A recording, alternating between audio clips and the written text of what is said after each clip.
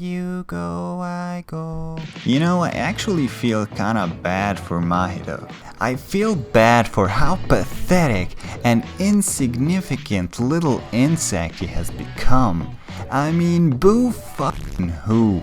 You killed thousands of humans and now you're crying like a little baby boy, like. And he wasn't just killing humans, he was toying with them, changing their shapes and forms just to fuck with Itadori's mental state.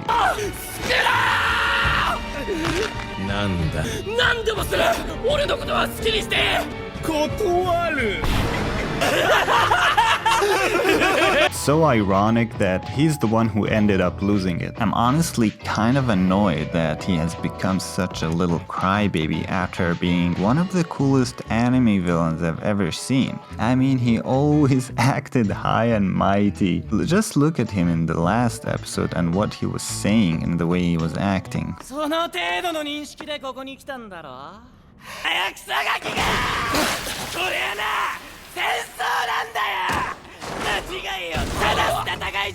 I mean, geez, man, grow a pair, for God's sake. Bro's literally shivering like he's out of a cartoon. What if I told you Mappa actually made him way more pathetic than he actually looked in the manga? And I'm gonna tell you exactly why later in.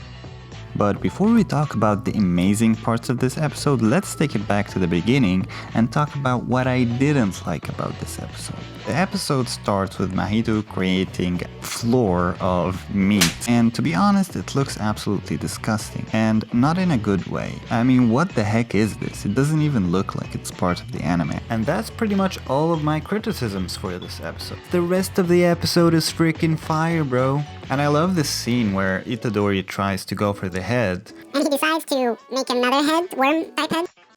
Seems a bit familiar. This is where the animation really goes from meh to god tier. I mean, just look at these crazy abstract ink type animations, dude.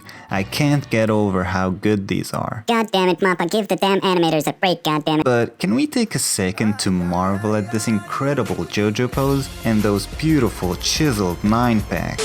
So Mahito creates these ultra strong soul polymers, and they turn out to actually be freaking strong, but in exchange for dying pretty easily. Itadori breaks the laws of physics and probably uses some cursed energy to propel himself in the middle of the air like a missile. But it doesn't work, and Mahito throws that shit like a javelin world champion.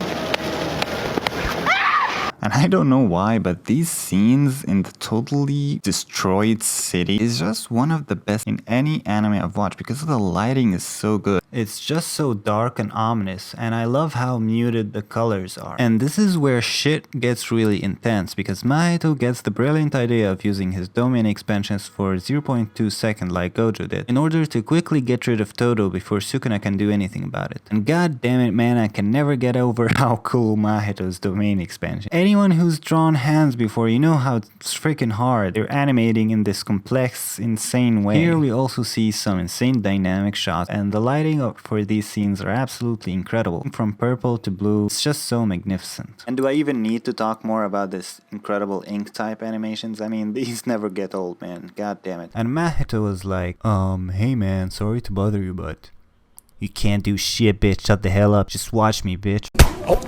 Try me, bitch. And Sukuna was like, Unfortunately, Mahito succeeds in hitting Todo with an attack, but Todo does the ultimate Chad move and cuts his damn hands off. God, what a Chad move. His arms explode and the bones fire off like bullets and cut his necklace, and Mahito gives him a knuckle sandwich in the stomach, and his stomach changes color like raspberry yogurt. He tries to go in for the kill, but the necklace falls, and that somehow distracts Mahito enough for him to clap his cheeks, I mean hands, and does one of the coolest anime moves of all time. And by the way, this whole scene before Todo claps Mahito's hands, or it's not even in the manga. I have no idea why they just decided to add that. Probably just adding some extra time to the anime, and I'm honestly, I'm not even sure if that makes it better or worse. I mean, it takes you a little bit out of the immersion, and I love the animation of them switching. It just never gets old, man. Mahito takes an Itadori knuckle sandwich in the face and then decides that this is the perfect time to change his form. Of course it is. And use the most unoriginal name for a transformation I've ever seen in my life. Instant spirit body of distorted killing.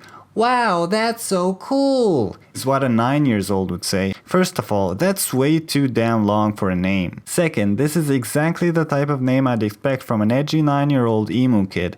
And to be fair, Mahito is a little baby, as will be revealed shortly in this episode. Long story short, they start fighting. There's not much to say about that other than the animation looked pretty epic. Especially love this part where Itadori is punching him in the stomach and bro raises his hands magnificently as if he's rose from the goddamn Titanic. We see some more cool scenes of them dropping in this body of water. Mahito gets a hernia and he starts coughing blood because he's getting way too old for this shit. Itadori then does the 100 IQ 900 millisecond lag gamer move to trick Mahito and punch him. Then Mahito gets bamboozled in the worst way possible by the genius move from Todo to act as if he was gonna switch places. In fact, his legendary technique Boogie Woogie is already dead. Man, I love that name, Boogie Woogie.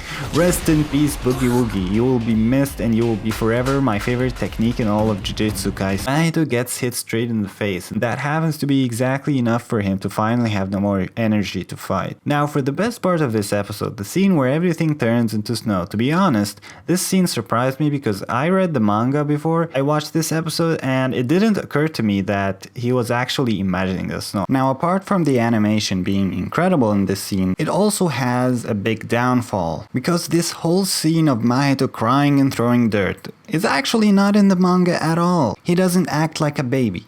He doesn't fucking whine and cry like a little baby. He doesn't throw any kind of dirt. He actually just runs.